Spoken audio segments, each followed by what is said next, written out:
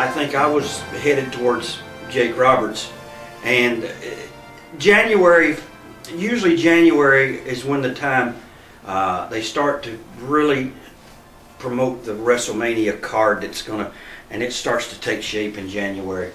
You know, those rumors circulated that there was behind the scenes struggles between Andre and Vince, and only Andre or Vince or Hogan or someone who was privileged to all that would know what was going on, but there were some problems with, I'm sure it was over money. I'm sure it was money. It had nothing else to do with anything else. You know, he came in like he was bigger than Hogan. He is the new WWF man. All right, Mike. He said, yeah, Mike. Oh boy, man, he suffered. No, Jack wasn't good enough to do that kind of stuff. One-eyed Jack Lanza. Hang on high, fine on high. They also tried to get into Baltimore at the same time we were there at one point in time, and they ended up in, I think because there wasn't an arena or something for Baltimore because Vince had it tied up, they ended up in Salisbury, or we were in Salisbury and they were in Baltimore, but that was the one time they did try to go, and they did go head-to-head with us, and they did draw a nice gate over there.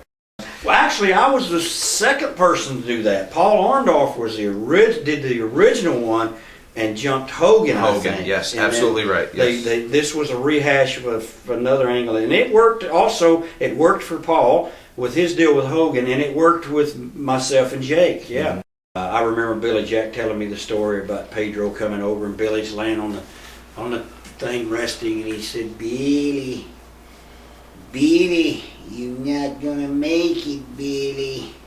And it bothered him, so they almost came to fisticuffs over that. Billy, you're not gonna make it. Now, who was he in the business? Yeah, who was he to tell somebody he's not gonna make it? That is what turned wrestling around. That particular year put us into mainstream media, put us in big buildings.